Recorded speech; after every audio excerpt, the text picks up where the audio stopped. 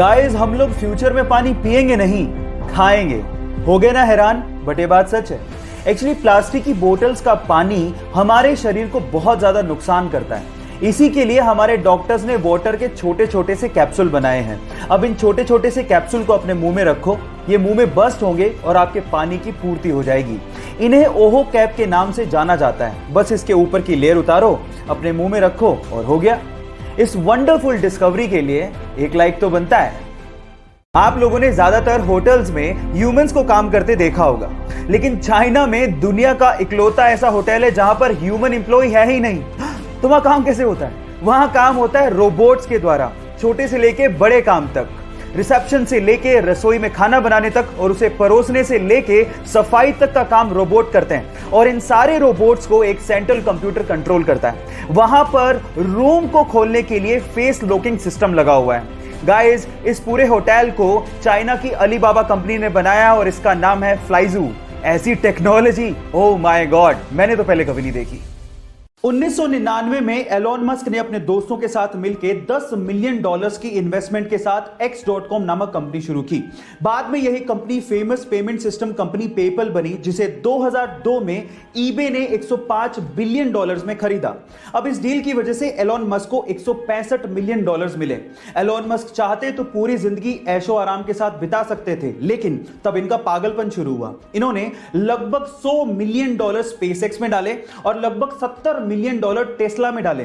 तब लोग इन्हें पागल कहने लग गए थे, लेकिन वही पागल बंदा $70 मिलियन से $40 बिलियन बना के आज दुनिया का सबसे अमीर आदमी बन चुका है। गाइस, है ना ये पागलपन?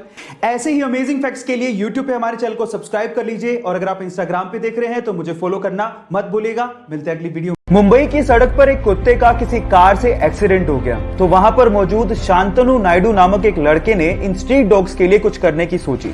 उसने दिमाग लगाया कि क्यों ना इन स्ट्रीट डॉग्स के गले में एक चमकदार कॉलर डाल दिया जाए, जिससे ड्राइवर को दूर से ही ये दिख जाएं, ताकि इनकी जान को बचाया जा सके। और उसने मुंबई में गली मोहल्लों में जाके सभी स्ट्रीट डॉग्स के गले में ये चमकदार कॉलर डाला भी। उसकी स्टोरी को टाटा समूह की मैगजीन में कवर भी किया गया और उसके बाद रतन टाटा ने खुद ने शांतनु को फोन करके उनके साथ काम करने को कहा। बहुत बड़ी बात है गाइस। तो शांतनु नायडू और उसकी पहल के लिए एक लाइक तो। क्रिकेट के खेल में आउट, नॉट आउट और इसके जैसे बहुत सारे डिसीजंस अंपायर लेते हैं, और ये तो हमें पता ही है कि ऑनगोइंग मैच में 2 अंपायर क्रिकेट ग्राउंड पर मौजूद होते हैं। लेकिन इसके अलावा एक और अंपायर क्रिकेट ग्राउंड के बाहर बैठा होता है, जिसे हम लोग थर्ड अंपायर कहते हैं। लेकिन क्या आपको पता है कि थर्ड अंपायर का कॉन्सेप्ट क्रिकेट इतिहास में कब शुरू किया गया, और वो पहला ऐसा कौन सा खिलाड़ी था जिसे क्रिकेट इतिहास में थर्ड अंपायर ने सबसे पहले आउट करार दिया था? तो चलिए मैं आपको बताता हूं। थर्ड अंपायर का कॉन्सेप्ट 1996 के वर्ल्ड कप से शुरू किया गया था, यानी कि 1996 के वर्ल्ड कप में सबसे पहले यह कॉन्सेप्ट लाया गया था। और सचिन तेंदुलकर वो पहले खिलाड़ी थे क्रिकेट इतिहास के जिनको थर्ड अंपायर ने आउट दिया था। गाइस, ये अमेजिंग फैक्ट जान के आपको कैसा लगा चैट सेक्शन में जरूर लिखिएगा, और ऐसे अमेजिंग वीडियोस के लिए यूट्यूब पे हमारे चैनल को सब्सक्राइब कर लीजिएगा, और अगर आप इंस्टाग्राम पे देख रहे हैं तो मुझे फॉलो करना मत भूलिएगा। मिलते हैं अगली वीडियो में।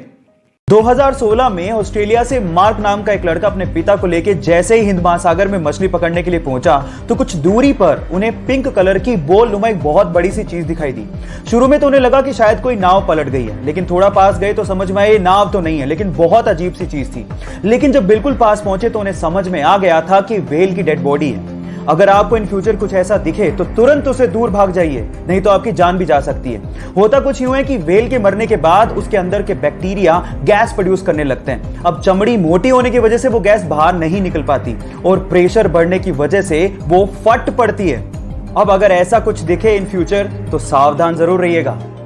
एक मां अपने बच्चों के लिए कुछ भी कर सकती है, और कुछ ऐसा ही किया यूपी के वाराणसी की 75 साल की अमरावती देवी ने अपने बेटे के लिए, जिसका बेटा आज से 4 साल पहले फ्रूट की गाड़ी लेके नेपाल जा रहा था, लेकिन रास्ते में ही सामने वाली गाड़ी से उसका एक्सीडेंट हो गया और सामने वाले की मौत हो गई। तब नेपाल पुलिस ने उस बेटे को पकड़ लिया, लेकिन बेटे का नेपाल पुलिस से यह कहना था कि एक्सीडेंट उसकी वजह से नहीं बल्कि पीछे से आने वाली गाड़ी की वजह से हुआ। लेकिन नेपाल पुलिस ने इसका यकीन नहीं किया और उसे जेल में डाल दिया।